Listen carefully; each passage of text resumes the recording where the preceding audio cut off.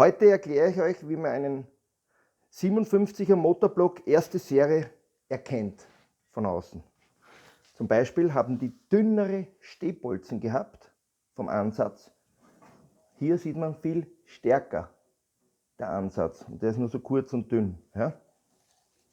Dann die Ölpumpe.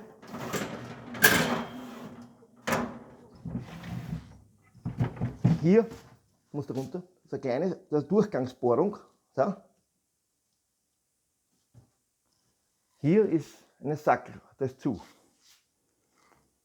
Dann die Winkelhebeln, das ist sehr selten. Die ersten waren mit Sicherungsblech, dann mit Stoppmuttern.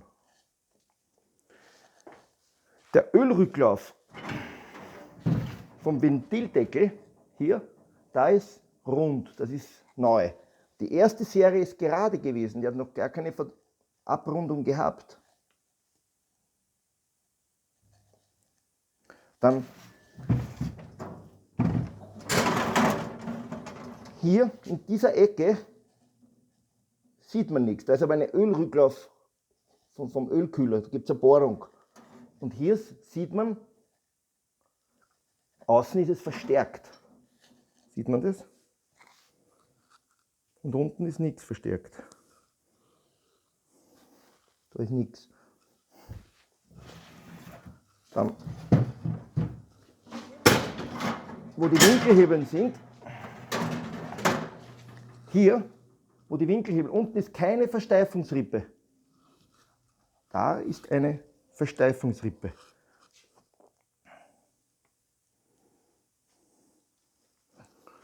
Dann diese Stehbolzen oben, der hat nur 2 und nicht 3 und nicht 4. Und die allerersten haben nur M7 Gewinde. Hier, nicht M8, weil dann ist ja hat es auch welche gegeben mit 2 mit M8, das waren schon die neueren, und dann mit 3 und mit 4 Schrauben. Aber das gehen wir dann später ein, auf nächste Motorblöcke. Dann die vom Ölfiltergehäuse waren hier 5 mm länger, die Stehbolzen. Und hier sind sie um 5 mm kürzer, weil der alte ist dicker. Darum braucht er 5 mm mehr und der neue ist dünner, der Flansch. So. Dann haben wir, wenn wir oben anschauen, da ist ein Aluguss. Der fehlt hier. Hinten bei der Öldruckschalter gibt es keinen Aluguss. Beim neueren Modell.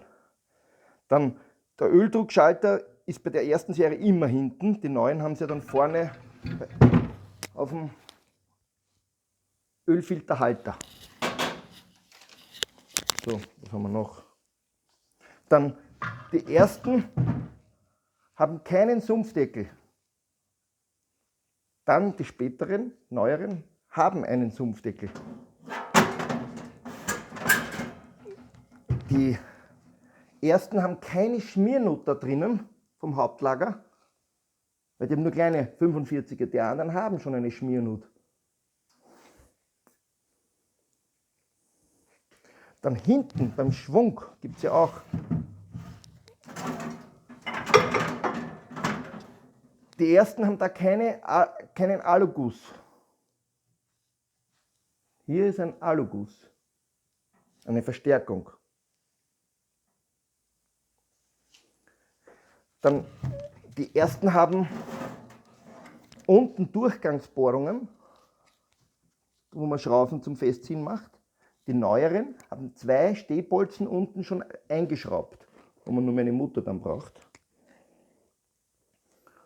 Dann gibt es noch, vorne haben die ersten ganz kurze Gewinde für den Motorblock aufs Getriebe. Später sind die länger, aber da gibt es dann noch längere. Beim Haflinger mit 180er Kupplung sind noch länger. Und beim beim Kombi, 700 Kombi, der hat auch vorne viel längere Stehbolzen, der 500er kürzer, weil der Kombi hat so ein Alu-Teil, so ein einen Gussteil, so einen großen, nicht das Alu, als Guss. Darum braucht man auch längere Stehbolzen. Das war es eigentlich schon. Fürs Erste. Wir werden aber dann noch andere Videos machen mit verschiedenen Motorblöcken. Aber erste Serie 57 haben wir mal abgeschlossen.